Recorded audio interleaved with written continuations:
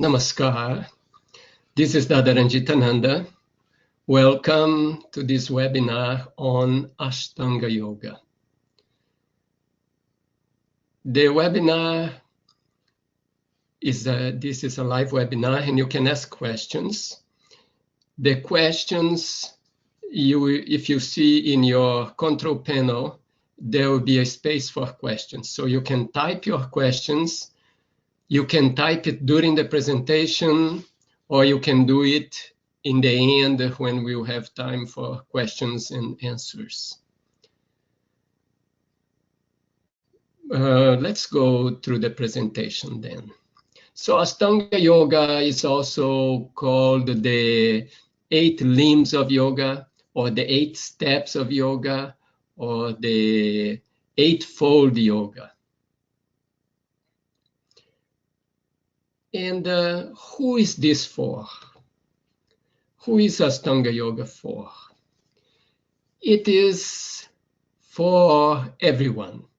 So you just need to be a human being.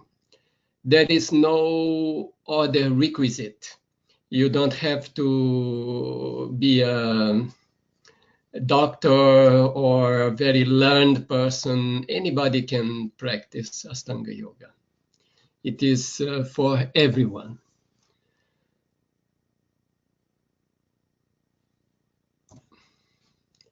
If it is for the human being, then let's think a little bit about us. We have a body. This body maintains our existence. We exist because we have this body, but it is not everything. We have also a mind, and our mind is always thinking. And apparently our mind is kind of the controller of the body, like the body is the vehicle and the mind is the driver. So this mind is always thinking. And we may have deeper parts of ourselves, which we'll maybe mention later on.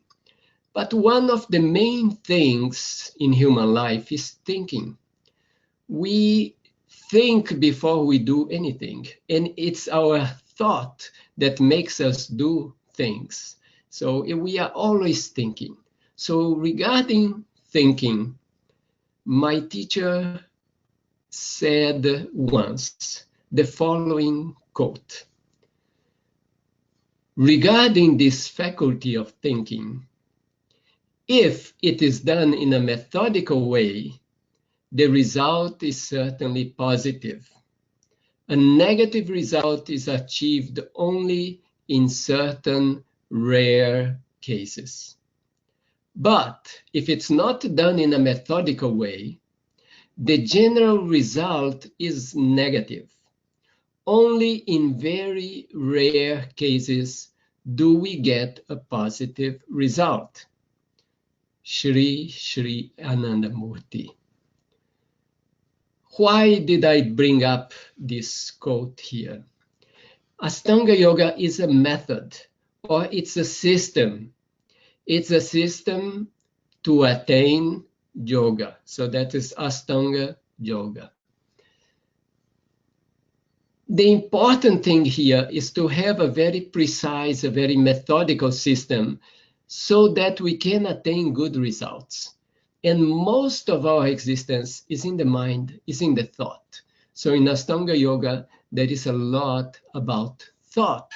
There is also about body. And we will see as I present the various steps.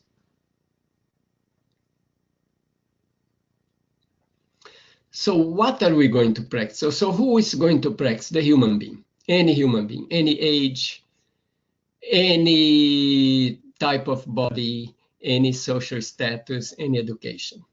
What we are going to practice, we are going to practice Astaunga Yoga. Now, the word Ashtanga, Ashta means 8, Anga means limbs or parts. So Astaunga Yoga, the yoga of the 8 steps or the 8 parts. So this system, having these 8 parts, which is not that we have to first practice one, then the other, then the other. They are kind of simultaneous. But by practicing all of them, we will be developing ourselves in a more complete way. Now, why do we want to practice yoga? What do we get by practicing yoga? We are practicing yoga to get something. We usually do something in our life because we want to attain something. We wanted to usually get something good. We human beings want to get something good in our life.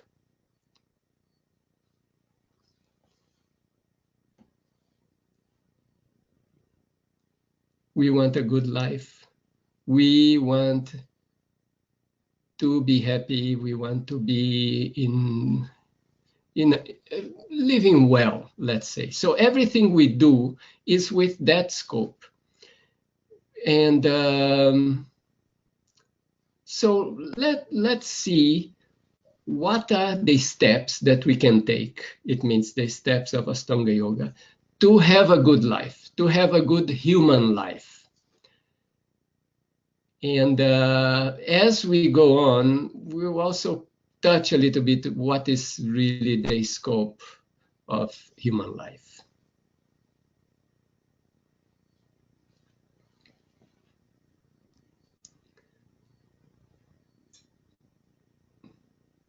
Okay, so the first thing we should do or we can do to have a good life is to have a good relationship with others. If we don't have a good relationship with others, then it is very difficult to have a good life. If we are in conflict with others, then our life will always be disturbed, our existence will be disturbed, our thoughts will be occupied with that situation. So this is essential. Now, to get a good relationship with others, sometimes it doesn't happen automatically. So we need to practice something that will eventually create this good relationship with others. So here comes the first step of this Astaunga Yoga. There are 5 practices, and they are called yama. So they are here, let's say there were 8 steps. Now the first step is yama, and this step is divided in 5. And I'm not going to cover these 5. I'm going to leave it for a course. You know, I'm planning a full course on Astaunga Yoga. So during the course, we can see each and every part. But here, I want to give you a general idea of these steps. So the first step is this one, to have a good relationship with others. And I will give one example. One practice is non-harming. Not to harm anybody, not to have the intention to harm anybody, because every action starts in the mind, then it gets expressed in the physical world. So here I'm relating to some other individual, some other being outside me. So me and a second being, we are 2 here, minimum. So I can practice yama. The moment there is more than one being involved in the action, then I can practice yama. So in this case, I'm going to practice non-harming. It means it starts from my thought that I will not harm anybody. So I'm now relating with this being. So I will have no intention of harming this being. Now you may ask me that, What about if this being is going to attack me? So shouldn't I defend myself? Yes, you should defend yourself. But when you defend yourself, your intention is not harming the other being. Maybe you end up harming in the process. It may happen, but that's not your intention. So this non-harming has to be practical. I don't have any intention to harm anyone, but at the same time, I should protect justice. I should protect myself. I should protect other beings. And so in that process, it might happen that somebody gets harmed, but that's not my intention at all. So I have to start from that idea that it's not my intention to harm anyone. Okay, so that is the starting thought, and that has to be in my mind. And if that's in my mind, then I will be able to implement it. So that is one of the points for a good relationship with others, and there are 4 more. Now, what is the good thing about this system of yama is that if you know that there are these 5 points, in case you have a bad relationship with somebody, then you look at these 5 points and make an effort to apply them in that relationship and see if it solves the problem. Okay? That was the first one. Now, the second step, or the second limb, the second part, is to have a good relationship with myself. If I don't have a good relationship with myself, then also things will not work. You know, if I'm unhappy with myself, I cannot lead a good life. What to say, practice yoga.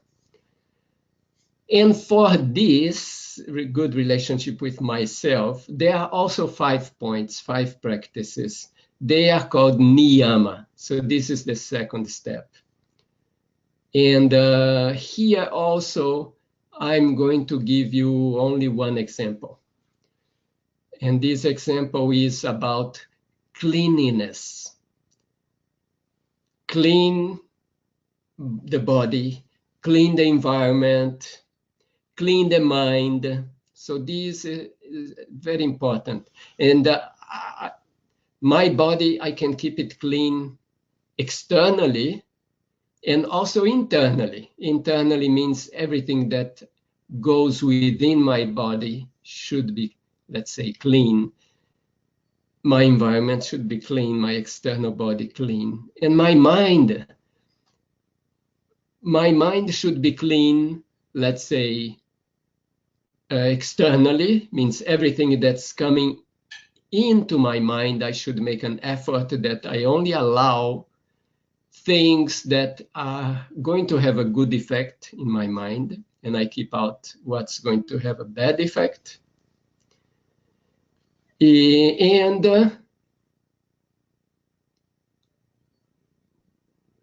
the mind also has to be kept like clean inside. It means things that are already within my mind, I should make an effort to purify. Okay, so these details we'll see during the course. So that is now it's the second point to keep a good relationship with ourselves. Now, let's go ahead. If I have a good relationship with myself and I have a good relationship with others, the effect or the result will be that my conscious mind, means the conscious part of my mind, will be balanced. It means that part of the mind that is dealing with the environment outside me, with the people, that most external layer of my mind will be balanced. So this is the effect. So as I present these 8 steps of yoga, I'm going to be mentioning also which part of the mind gets balanced by that particular practice. Because the idea of this Astaunga Yoga is that there will be practices that will balance each and every layer of the human existence. So now let's see, conscious mind. The conscious mind is balanced by Yama and Niyama, the step number 1 and number 2. I also need to have a healthy body. Without a healthy body, I can't practice yoga. I can't have a good existence.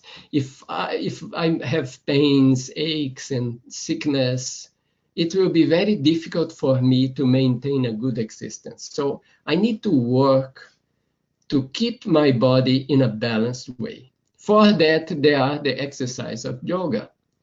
And in fact, in the present time, this physical yoga is very popular. Even some people think that that's yoga, but that's only one of the limbs, one of the parts of yoga to do the exercises. And these exercises are called asana, or it's a posture that by holding that posture for a certain time, it will give some comfort to your body. Means if I stay in that physical position for a certain number of seconds or minutes, it will help my body to work better, to function better. Therefore, it will make my existence much better. So that is asana. It's the third limb or the third step of yoga. Okay, now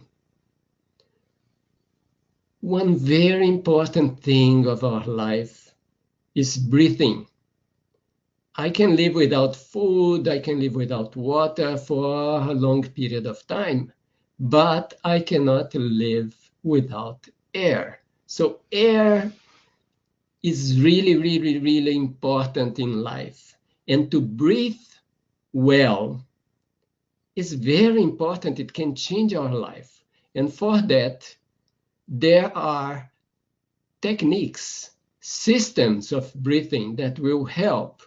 Suppose some techniques will help to balance certain parts of the body, cure some diseases, but essentially it keeps the vital energy flowing in the body. So these techniques are called pranayama, and they are the fourth limb or the fourth step of yoga. Now, the asanas work a lot on the physical body. So the physical body is the most external part of our existence. The more internal is the conscious mind. The conscious mind is helped with yama and niyama. And then it comes the subconscious mind. And the subconscious mind is helped by these breathing techniques. So this pranayama is a very important part of the system of Astaunga Yoga. So now we have reached the step number 4. So as you see, these 4 steps can be practiced simultaneously. You will be doing the yoga exercises at the same time that you are practicing non-harming, at the same time that you are practicing cleanliness, and at the same time that you are practicing pranayama. So all of them are happening simultaneously. Now let me ask you a question. And this question will, let's say,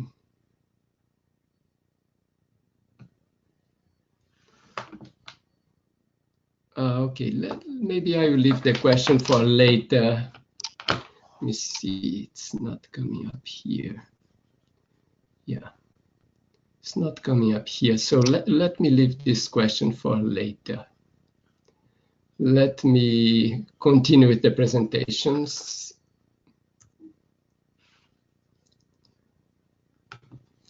Okay, now we are doing all this to have a good life, to have a happy life.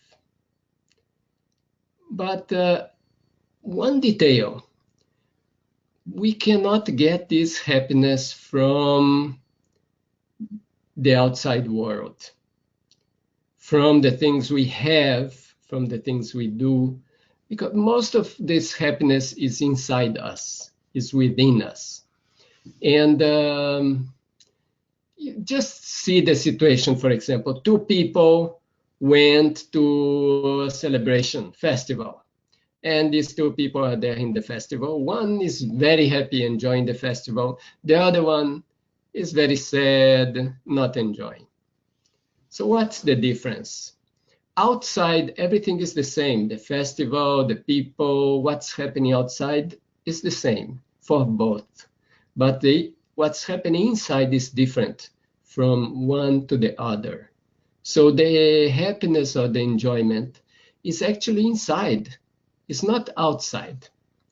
And the object that is giving us enjoyment is actually also inside. Because like we have one object outside, a festival. It should be happy for everyone because it's a happy thing. But one person is happy, one is not. Okay, so the difference lies within. So the real happiness is coming from inside, not from outside. So with that in mind, we need to learn to go inside ourselves. And that's the step number 5, to practice to withdraw the mind from the external world and to bring it in. So this practice is called Pratyahara. There are a number of techniques which is not the scope of this first presentation, but we'll deal with them during the course. And so these techniques of withdrawal, this Pratyahara, it helps to balance the supramental layer of the mind. So now we have physical body, conscious mind, subconscious mind, but doesn't end there. There is deeper layers of the mind. In this case, we called it supramental layer of the mind, the supramental mind. So now these techniques or this practice of Astaunga Yoga is helping deeper, means working deeper in our mind with this step number 5. It doesn't end here. It continues. We are still in number 5. And even our mind doesn't end in the supramental. It has more layers. All right, now we bring the mind within. But when we bring the mind within, it's still kind of scattered. So we need to concentrate it. Without concentration, we can't achieve much in our life, neither within, neither in the outside world. In our job, in our general life, if we don't have concentration, we can't achieve much. The same inside. If we go inside and we cannot concentrate, we can't achieve much. So concentration is the next step. Some people, sometimes they say, oh, Dada, I cannot concentrate. Well, concentrate is the result of practice. If we don't practice, we can't concentrate. If we practice, then we slowly attain the capacity to concentrate. Just think about your physical body. Suppose you will tell, oh, I cannot lift 10 pounds, it's too much. Yeah, but suppose you start practicing. You start with a few pounds and then you do exercises every day and then you increase, your muscles will get stronger. And after some time, this 10 pounds will be nothing. So in the same way, it happens with the mind. The mind also needs exercise so that it increases its capacity. The body needs exercise so that it increases its capacity. So that's the same. Body, mind, both need training, practice to improve. So in this case, what's the practice? Concentration. So there are special practices. They are called dharana. So doing these practices of dharana, one will attain concentration, will get concentration. It will not come like this, but it will gradually come.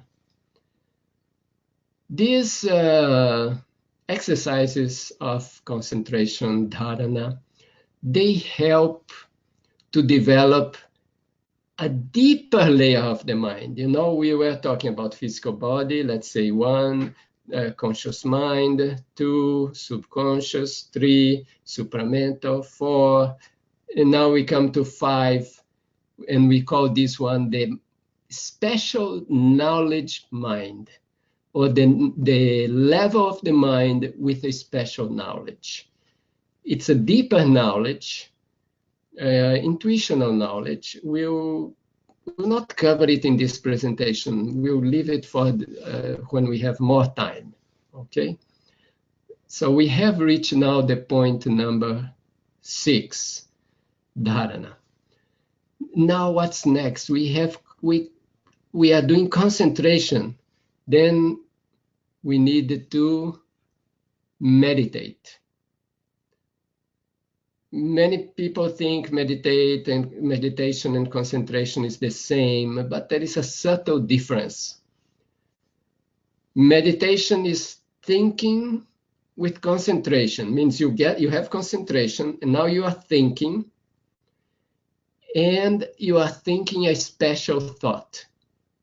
Okay, in meditation, we use, for example, mantras. What are mantras? Mantras are special thoughts. So we are thinking with concentration on a special thought, and that is meditation. And this meditation is the step number 7. It's also called in Sanskrit dhyan. So we now have reached to step number 7. What is the effect of this practice in the mind?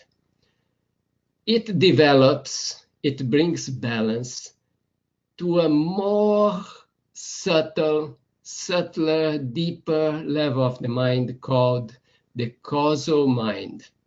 Means it's like the cause of the mind, the beginning of the mind, the base of the mind. And if we can develop that level, the mind will attain much more balance, serenity, tranquility, calmness, all of that, which will allow us to live a better life. You know, if mind is disturbed, you can have money, everything, but still there will not be a good life. So in this case here, if there is balance, harmony, we can get a good life. Even if there is a storm in the external world, inside there is tranquility, and life is good. So now let's say our mind is well balanced. We are practicing these 7 steps. You may ask where to practice. You don't need a special place. You can practice here, means where you are. You don't have to go somewhere. You can practice at home daily, because this regularity is important. So you should have accessibility to a place that you can be every day. And of course, people say, oh, I register for a yoga class, I go there 2 times a week. That's good. That's you can consider that an extra. You're going there maybe to learn, to have a social environment, but the real practice is the daily practice that you are doing where you are in your home, or if you are traveling, you are staying in a hotel with a friend, you can still carry on your practice so that you do it in a very regular way. Okay? All right, so let's continue. I'm also covering the why, who, where, when. So when to practice in your daily life, in small things, small activities. You know, yoga is in everything you do. I like to say that yogis do the same thing as everyone else. We all do the same thing, but we just do it a little bit more systematic, a little bit more methodical. We don't just do it. So let's say a moment in your life, you just woke up in the morning, but you woke up in a bad mood. It's Monday, you are, oh no, terrible, this is Monday.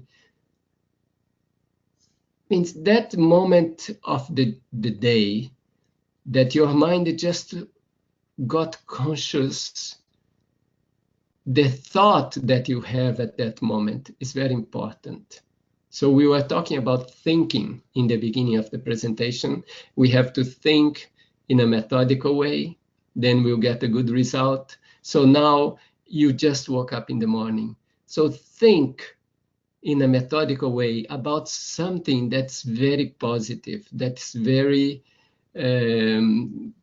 creates a good feeling in you, that brings out your potential.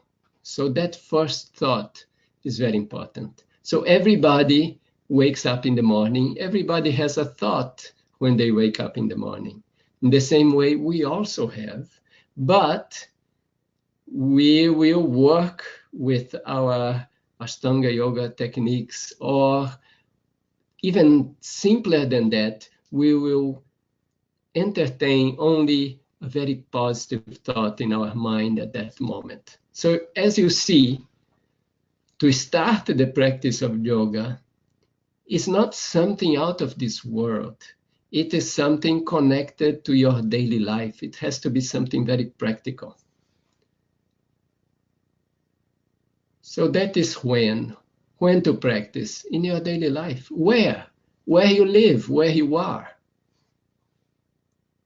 Now how to practice? Study, learn, and then apply. You know, I just a quote here from a famous Brazilian soccer player, Pelé. He said, "Success is no accident. It is hard work, perseverance, learning, studying, sacrifice, and most of all, love of what you are doing or learning to do."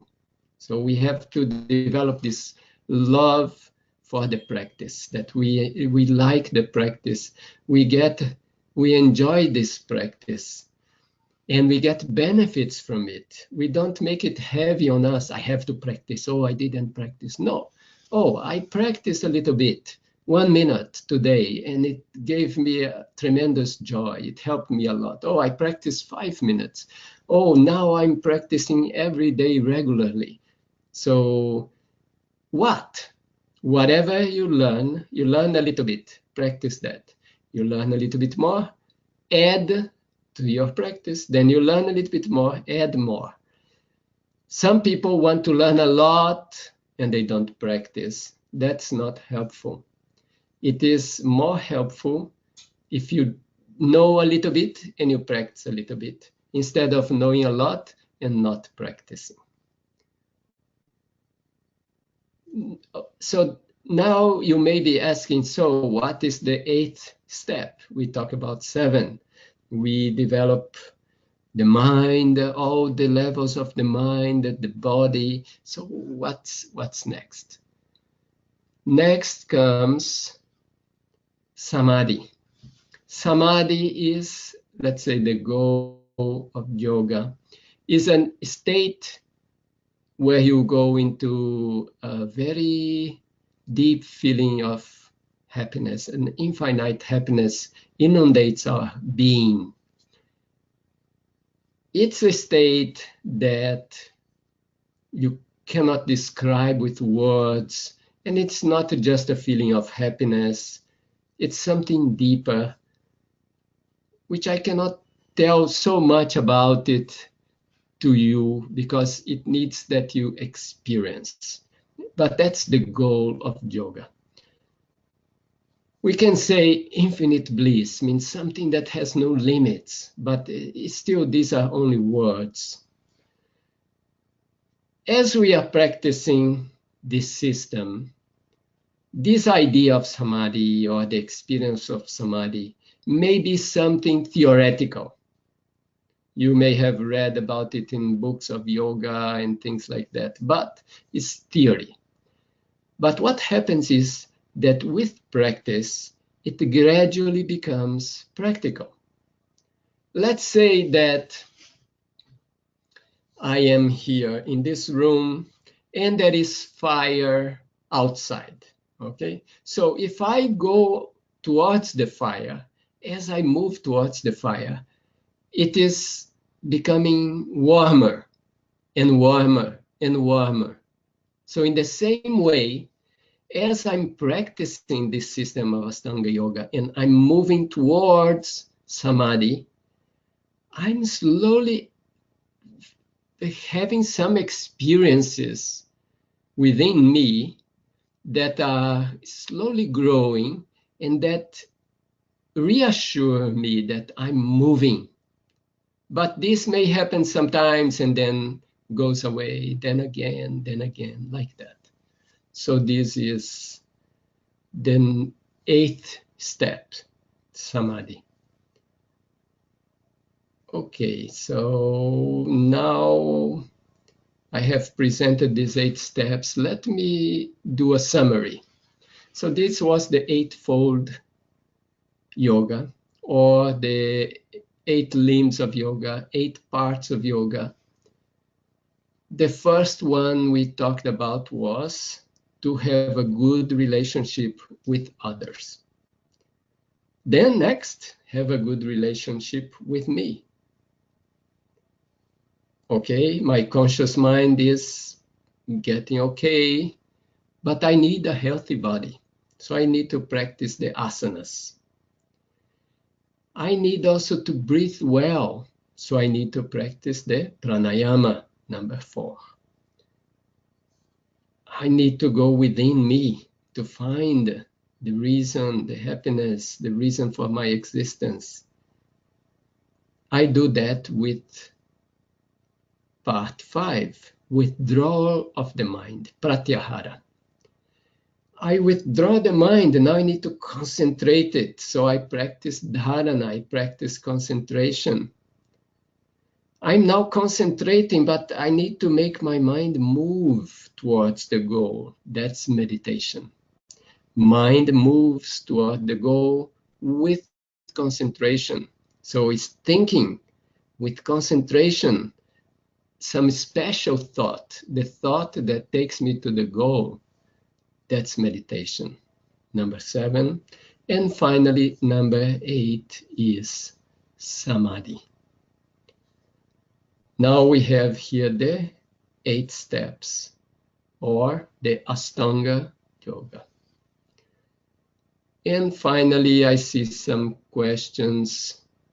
So this is the moment you can write your questions, and I can make effort to reply. Okay, the first question is here: how long one needs to spend doing Astaunga Yoga? Well, as I mentioned, there is not a how long. You start with a little bit, and then you can go on increasing as you see the benefits, as you see that it helps you, as you need, as you find time. Okay, so it's not, you don't need to think now, oh, I need this 1 hour, 2 hours, half an hour, 15 minutes. Learn something. Like today, I talked about the first thought. So the first thought that you have in your life every day when you wake up should be something positive. So start with that. Then as we proceed with the course, or if you are practicing yoga already, continue practicing and see to study more, to learn more, to apply more gradually. Okay. Okay, another question. How long will it take to feel the benefits? Of course, everybody wants everything very quickly. And it can be quick, but it can take time also, because the mind doesn't change like that. It's, as I mentioned before, same like the body. The body needs practice, and then it develops gradually. The mind also needs practice, then it develops gradually. So just be, let's say, be mindful that you may feel the benefits quickly, or it can take a long time. Okay. Okay, so, okay, I don't see any questions here at the moment. All right, so let me introduce one more thing here. I would like first to thank you for giving your time attending this webinar. And if you didn't attend live, for listening to the recording. And I'm also inviting you to a full online course on Astaunga Yoga. You can register soon because there are limited spaces available. I'm going to send all the people who registered for this webinar, who attended the webinar or not, I'm going to send a link, and you can decide to attend this course. The course will be on the same time, same day, and basically it will cover all the month of February, all the month of March. The thing is, if you miss some of the classes, it's not a problem, because you have 1 week to watch the video. Every class is recorded, you can watch the video. So some classes you can watch live, and some classes you can see the video. All right, so that's it for today. And if you still have questions, you can send me, or I'm going to put this video also on Facebook. You can also ask questions there, or you can email me questions. I don't guarantee to answer them quickly, but usually either I answer them through another program or I reply. Okay, that's it for now, and thank you very much. Namaskar.